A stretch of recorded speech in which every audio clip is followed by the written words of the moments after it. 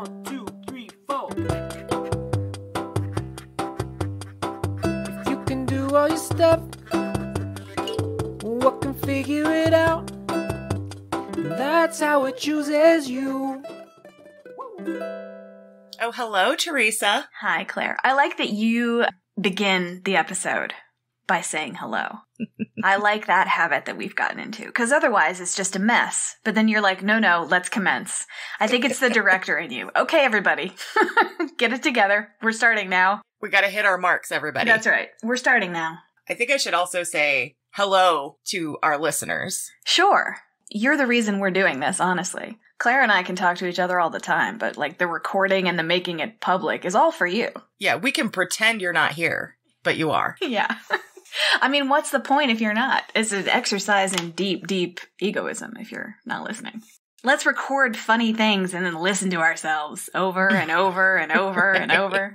So, as I was saying, I said no to school. No thank you. A polite but firm no thank you to school. I was like, I can't do it. You took a no thank you bite of your classes? That's right. I checked all of my attendance grades and I was like, I can indeed take these days off and I'm not feeling well, which is totally true. We had a conversation last week after we recorded in which I pleaded with you to take a day off. And I could see you recognizing the logic in that. You said you haven't had a day off in 9 weeks. Yeah. I could see you recognize the logic in that. And I could see you trying to imagine a world in which it was possible. And it just wasn't there for you. Well, yes. This is a part of my personality that I do not understand because I actually consider myself to be really good at chilling out. Me too. Mm-hmm. But like when I have things and I've made commitments, I always overcommit. I think this is the key. I overcommit. I assume I have more energy for external stuff than I actually have. And I forget that I need so much time to focus internally and regenerate. And apparently I found the limit, which is 9 weeks. And at 9 weeks, I start to get real mean and crazy. Like, I was furious for no reason. At like, everybody. Everyone walking down the street was a motherfucker. I was like, I fucking hate all of you.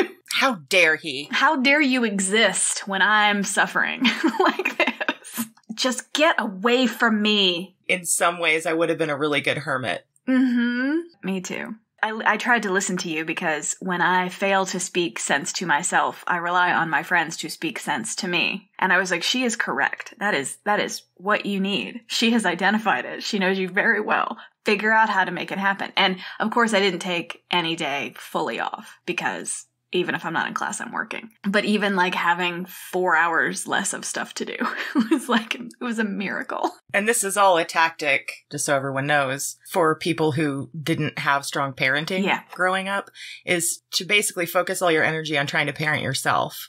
And when that's not possible, make sure you have a very good friend who's willing to parent you for a minute. Yes.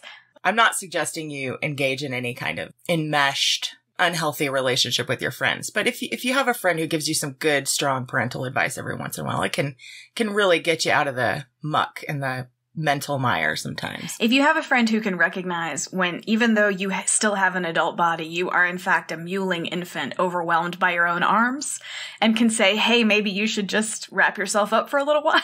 That's very, very helpful. Would you like me to get you a blanket so you can swaddle yourself, darling? Yes, please. I didn't really know I needed that. Thank you. So thank you again, as always, for your parental assistance. Just the right amount, just when required. No problem. Anytime.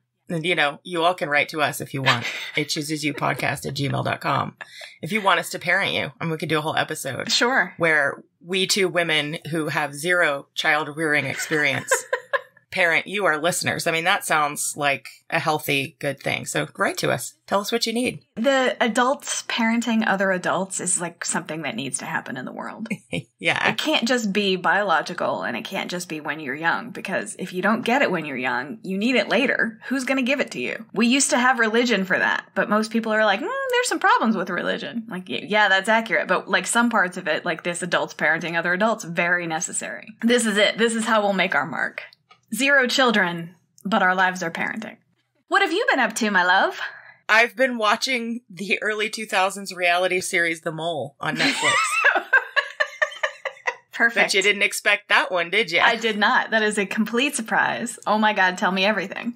I think I watched it a little bit here and there when it came out originally. So I don't know if you remember, it's hosted by Anderson Cooper in his smarmiest of roles. And it's a group of people who are, it's sort of like The Amazing Race in that they're given tasks or Taskmaster, but the tasks are disrupted by one player who is the mole, who's working against the team. So the team gains money for every task they successfully complete, but there is an unknown member of the group who is in fact working against the team, has been hired by the show. I don't like American reality television for exactly this reason. Hey, you're going to work together to be accomplishing a task, but the fun part is there's a saboteur.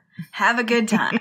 I hate that. It's so mean. But anyway, tell me. Here's what is satisfying about it. It presents a reality in which eventually you know who it is, and that person explains everything they did. So it's like having a sociopath for a friend who's able to lift the veil and go like, oh, here's the deal. I'm a sociopath, and here's everything I did to manipulate you all.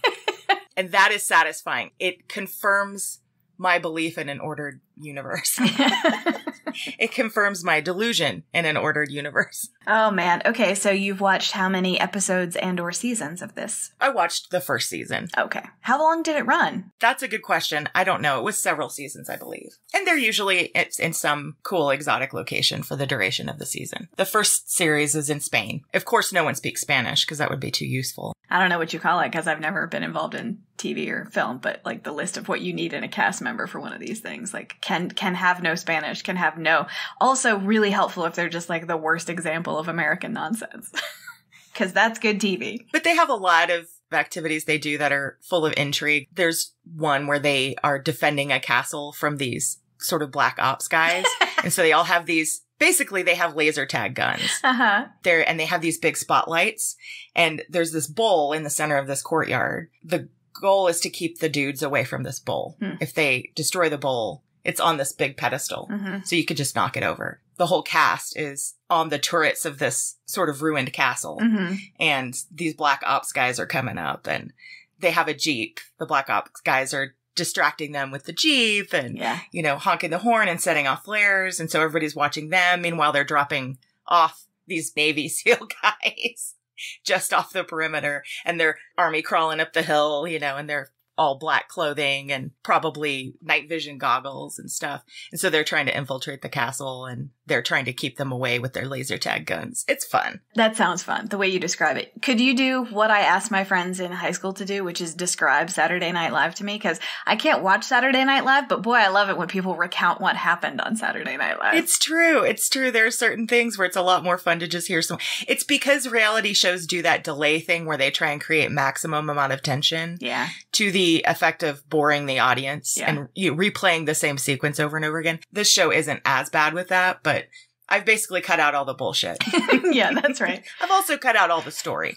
So, 6 of 1. In the Elizabeth Smith Friedman episode, The Code Breaker, we talked really briefly about how if you've broken someone's code, you have to be careful about what you use from the information you have gleaned from their coded messages, right? Because you don't want to reveal that you know their code. And so the mole is like, I could just walk into the thing and knock the bowl over, but we have 7 episodes, and if they know it's me, my impact is going to be lessened if I just walk up and destroy this. Yeah, exactly. Lots of intrigue over here. Another hot take from Claire, everybody, the 2001 series, The Mole. Check it out on Netflix. This is our regular segment, not a hot take. It's even funnier if we pretend we do think it's a hot take.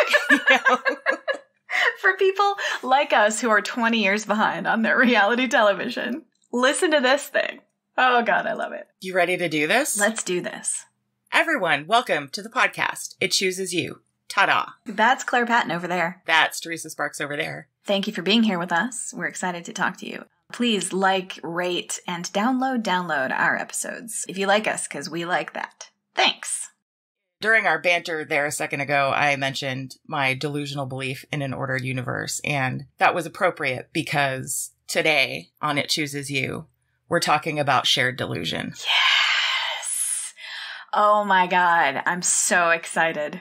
I am here for you. I am here for this. Once again, you have chosen exactly what I wanted to hear, but you didn't know it, and you're perfect. Thank you. I think that delusion is something that for us humans is darkly fascinating. But there's something even creepier and more fascinating about it when it's more than one person engaged in a delusion. I am nodding my head so big and vigorous, yes. We're fascinated when people make choices we don't understand, or when they make choices that are obviously in conflict with observed reality. And then when there are two of them doing it, or more than two of them doing it, what is happening there? Mm-hmm. I mean, that's the question that kind of drives us a lot. What's happening there? We're going to start today by talking about mass hysteria. Great. Mass hysteria's technical name is mass psychogenic illness. Okay. It's also called mass sociogenic illness. Mass hysteria is defined as a state in which a group of people experience a shared delusion that manifests physical symptoms. Okay. So that's kind of the key, that there's a physical symptom that accompanies it. It's basically psychological distress that expresses itself through the body. Are you saying the mind and the body are connected? I am not saying it directly, but I'm implying it. This was never put in this context when I was growing up, but it is now. The most famous example of mass hysteria is, of course, the Salem witch trials. Sure. I believe that deserves its own episode, so I'm not going to get into it in this episode, but I did want to talk about possible explanations, because that's the thing that always comes up for me in these strange stories is like, what the fuck happened, as you said earlier. There are quite a few explanations for the Salem witch trials. It's obviously up for debate. There's no clear answer. These explanations are things like collective PTSD, the girls being bored and sort of fascinated with witchcraft. There's an explanation that it's just fucking old school misogyny, everybody. There's an explanation that it could be ergot, which is this fungus. Yep, and it grows on rye. It also grows on wheat. The theory is that the population ate tainted bread. I mean, gluten can just not get a fucking break these days. And ergot does cause hallucinations, and it's actually used in some cases to manufacture LSD. The conditions were right for it to grow, apparently, weather-wise, as far as we can tell. It could be as simple as, y'all ate bad bread. Did you not notice the taste and green fuzz on that? No, you didn't? Okay. I like all of those, but, I like the easy and reductionist way of looking at things, because it just takes so much less energy, and I'm lazy. And busy. And busy. So, like, bored teenage girls, that's a good enough explanation for me. That one feels right. Doesn't it? It's like, man, I know how I was at that age. I can't imagine it's that different, even in Puritan New England, but... I was a bored teenage girl, and I remember how destructive that could be. I have a couple of stories that are some of my favorites that are just very brief. They both occurred in the Middle Ages in convents. Okay. Well, yes, here it is. Entrapped women. My God. Yeah. And we can talk about that as a possible explanation. Are we going to do some Hildegard von Bingen stuff? Are we going to get into Heloise, Abelard and Eloise? Yep. In the Middle Ages, there was a French convent. So imagine we're in sort of the quiet chapel. Mm. It's probably stone. Jesus is there, waving from the altar. You're describing it so well. I mean, this is all fact, people. Fact. And all of a sudden, in the silence, one nun meows. Yeah, sure. She was either you or me. Bored out of her fucking mind. Meow. I feel like I know where that came from. Not in a way that I can articulate, but deep within my soul. Yeah. So she meows. Yeah. And pretty soon, another nun meows. That's right. And pretty soon, all the nuns are meowing. And then eventually, they're meowing together in an orchestrated way. That cat food commercial from the 80s, Meow Mix, with all the cats singing the theme together. So it was like that. It was a Meow Mix commercial in a medieval French nunnery. And in my head, this is very cinematic.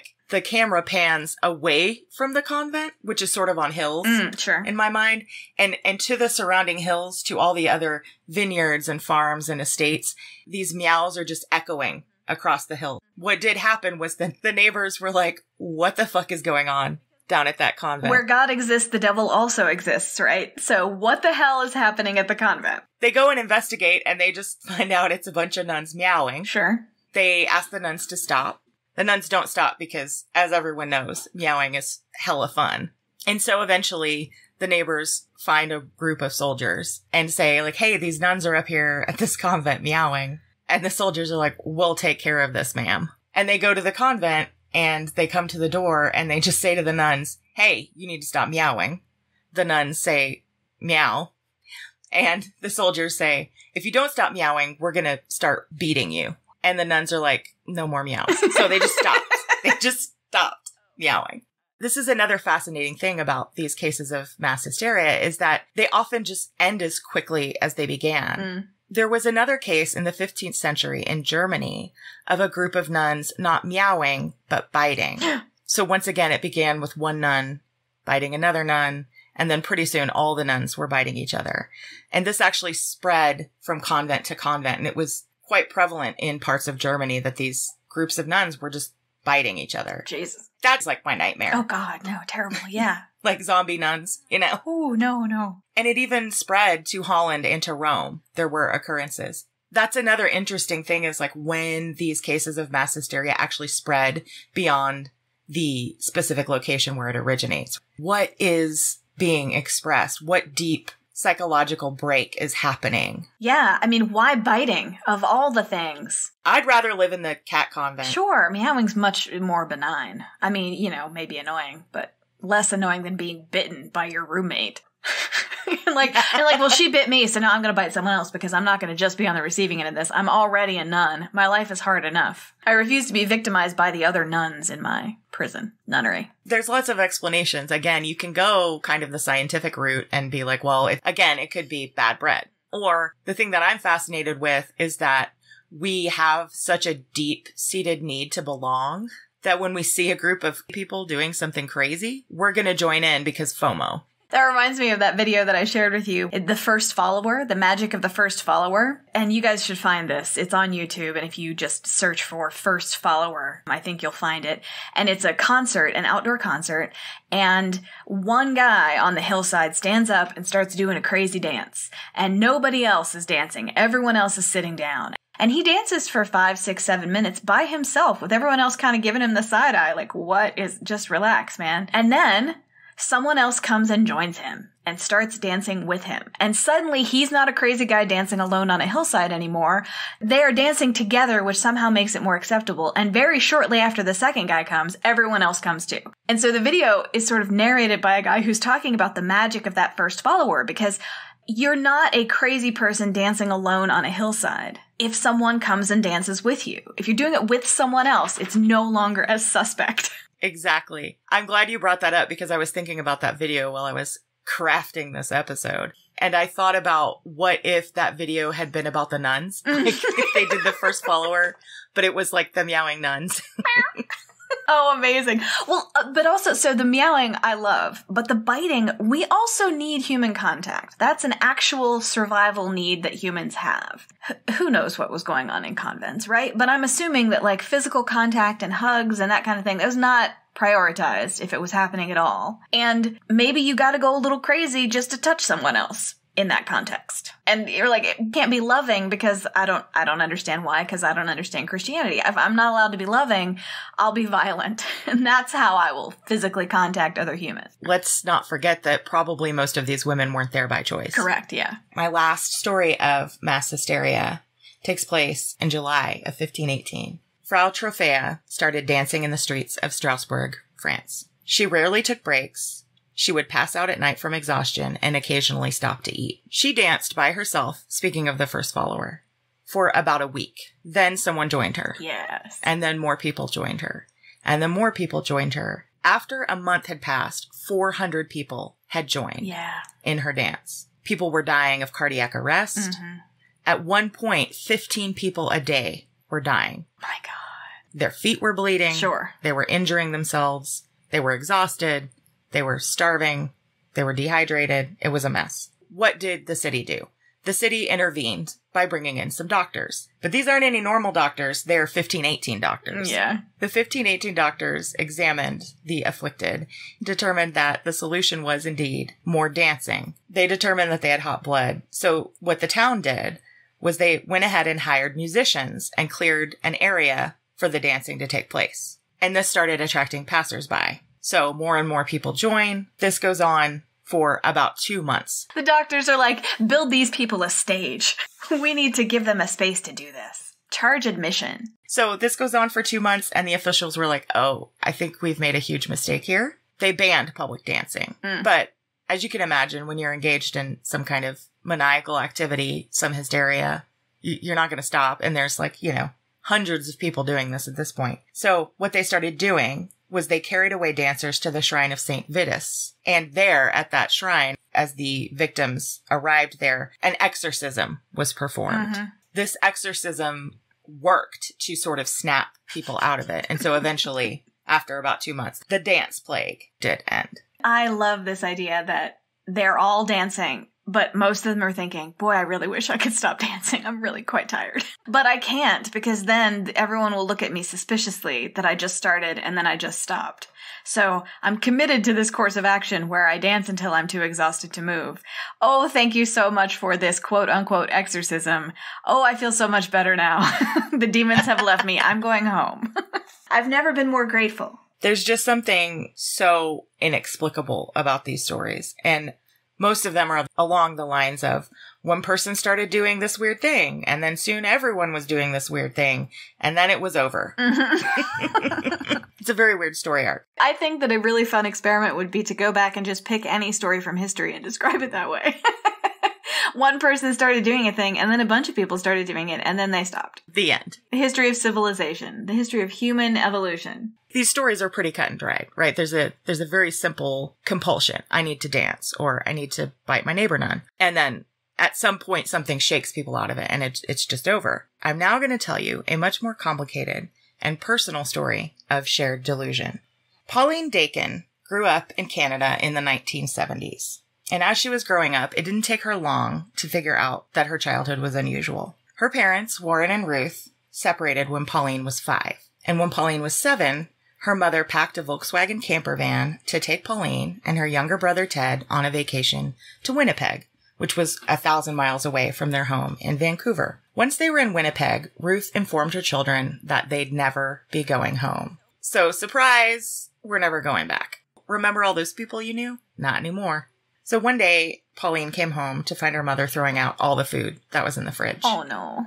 When Pauline asked what was going on, Ruth said the food had gone bad, but Pauline remembered thinking to herself, like, well, ketchup and mustard don't really go bad ever. 4 years after they arrived in Winnipeg, the family abruptly moved again with no explanation to New Brunswick on the eastern coast of Canada. By the age of 11, Pauline had gone to 6 different schools in 7 years and had lost touch completely with her father. There was a time that the family went hiking in the middle of the week for no apparent reason, staying at a remote mountain cabin. One day, Pauline and Ted came home from school and were hurried through the house, forced to wash their feet, and then wear plastic bags over their socks for the rest of the day. When Pauline questioned her mother on this or any other odd thing that was going on, Ruth would only respond that she was sorry, but that one day she would explain everything to Pauline. Needless to say, this created a sense of anxiety for Pauline.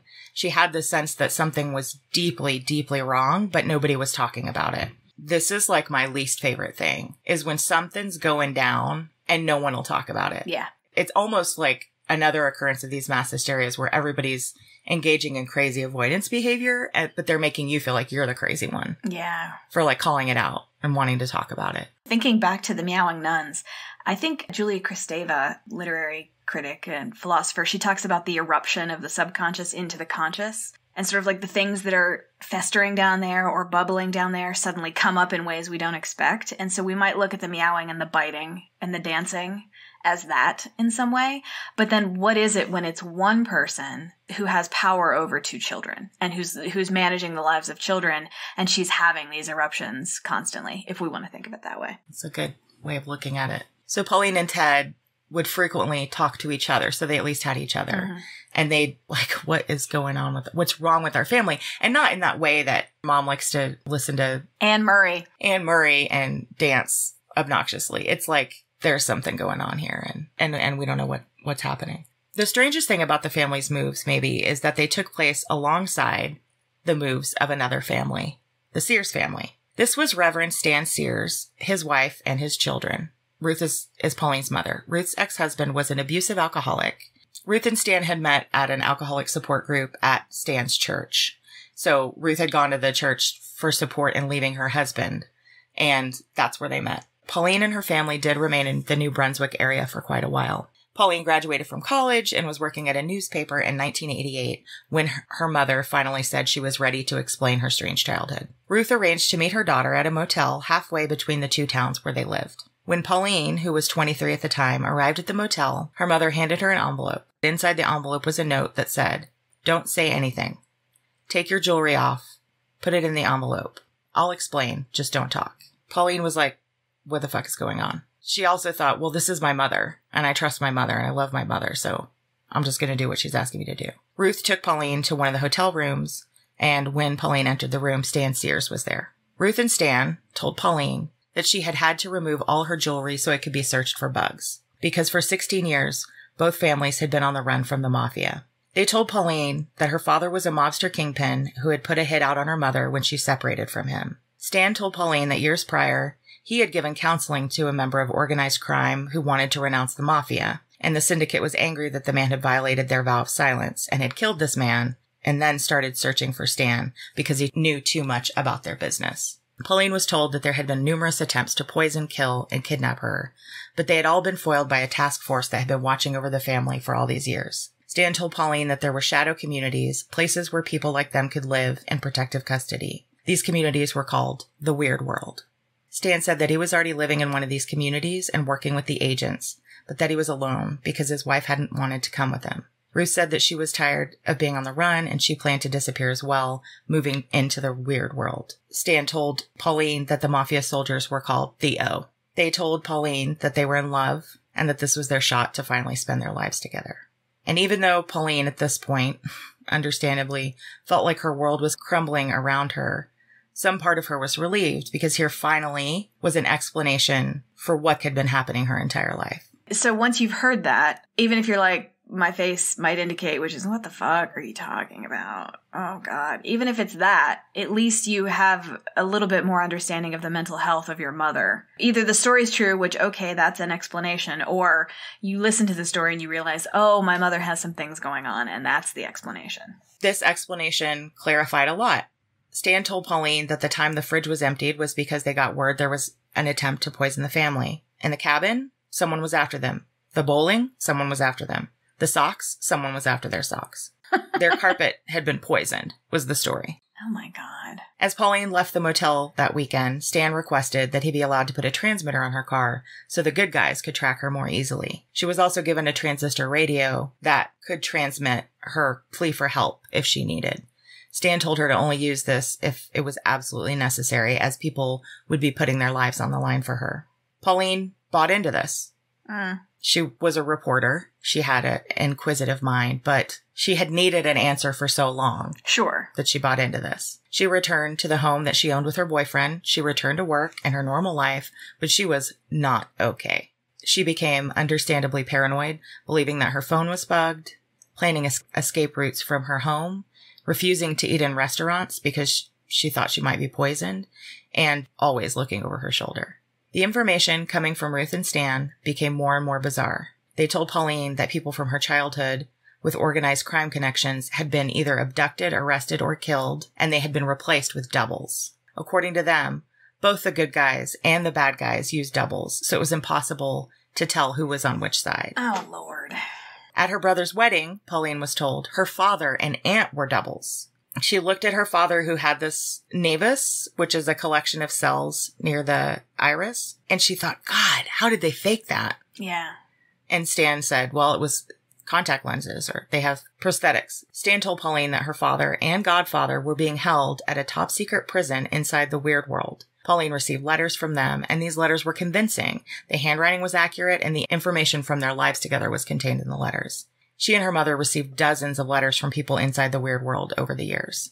And as you'd expect, all this started to impact Pauline's life. Her job reporting on mundane issues like school board meetings just seemed stupid compared to the life or death situation she believed she was living. She couldn't confide in her boyfriend, as it wasn't safe, and this created a rift in their relationship. So she decided to go into the Weird World to join her mother and coming under protective custody. Stan brought her carpet and paint samples for her new house that she was going to get in the Weird World, and even showed her a photo of a horse that would be hers when she moved. Pauline sold her house, broke up with her dude, moved to Halifax, got a new job and a new house, and waited for her chance to enter the Weird World. And she kept waiting. Pauline eventually got married to a man named Kevin. He was allowed in on the family secret, and he agreed to go underground with Pauline. And now the couple waited. Stan kept telling them that the mafia had heard rumors of their plans and they'd have to wait. And so they just kept waiting. And Pauline says that it all did seem unbelievable at the time and that she had doubts, but she kept coming back to, this is my mother. This is Stan. I know them. I love them. I respect them. Ugh. But in 1993, 5 years after Stan and Ruth had let her in on the family secret, Pauline had had enough. Mm-hmm. She needed to know the truth, so she set up a sting operation. Stan had always emphasized to Pauline and Ruth that the police couldn't be trusted. He said that they must never contact the authorities about any of these strange events. Pauline called her mother and told her that some men had broken into her house, which was not true. Ruth told Pauline to come to her house as soon as possible. Once Pauline arrived at Ruth's house, she listened, devastated, as Ruth and Stan told her 2 O agents were picked up close to her house, holding photos of her. According to them, these men had been following her and had broken into her house to retrieve a gift that she had received from her father. Of course, Pauline at this point had her answer. Yeah. None of this was true. Yeah, my mother's a paranoid schizophrenic or has something else going on. All the moving, the relationships cut short, all the emotion, all the fear, it had all been a lie. Pauline was so upset that it took a week before she could even confront her mother. When she did, her mother was upset, but not because she believed Pauline. Ruth was upset because she thought Pauline's refusal to believe put her life in danger. Pauline also confronted Stan. He had excuses. There had been a mistake with the men that were picked up. There would be an investigation, he assured her. What really struck Pauline was how sad he seemed at the time. She says that he felt she wasn't one of them anymore. Pauline and Ruth reached a standoff after Pauline tried unsuccessfully for a full month to show her mother the truth. And I mean, that must have been fucking maddening, right? It's like talking to a cult member. Yeah. I say that like I've talked to cult members. Pauline says that she was angry and hurt. I mean, it just pretty much sucked. Yeah. Pauline eventually came to the conclusion that her mother truly believed this and wasn't concocting a lie to try and pull the wool over anyone's eyes, that she really believed this. But Pauline then zoned in on Stan as being the originator of this lie, and she really couldn't comprehend why Stan would do this. She went to a psychiatrist for answers. Stan was a professional. He was well-liked. He was respected. He listened to people. He cared about people. He was funny and intelligent. Pauline really cared for him. He had been a positive force in her life. He exhibited no signs of disorder or mental illness. The psychiatrist told Pauline that it could be folie à deux, a case in which 2 people believe the same delusion. The dominant person, Stan, driving the false belief that's accepted by the less dominant person, Ruth. A few years ago, still searching for an explanation, Pauline discovered a psychiatric disorder called delusional disorder, in which an otherwise completely normal and functional person fixates on one delusion and it completely rules their life.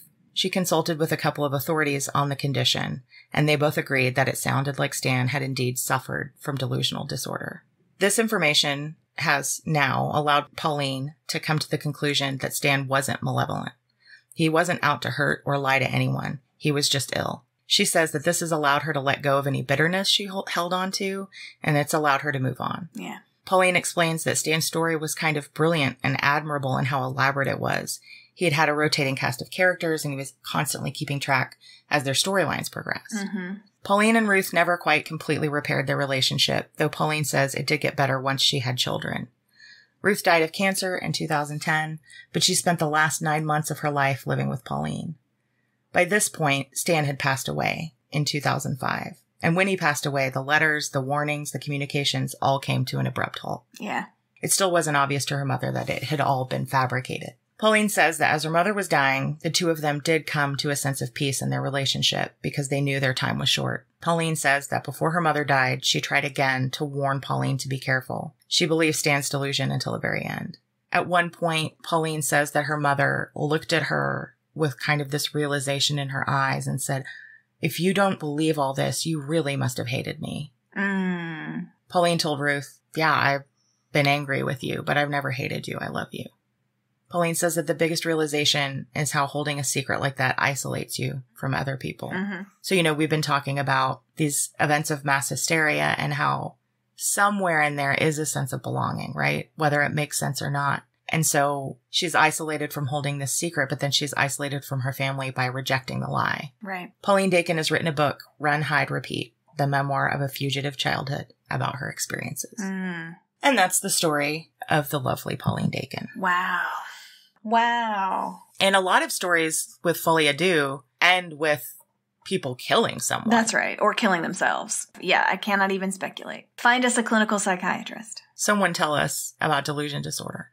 So my sources for these stories, the story of the meowing nuns. My source is the YouTube channel Salmonella Academy. You can find out more about mass hysteria on How Stuff Works history section. For Pauline Dakin's story, I used a BBC piece by Sarah McDermott and a piece in The Guardian by Tim Lewis. I, of course, used Wikipedia and allthat'sinteresting.com for information on the Salem witch trial. Check it all out.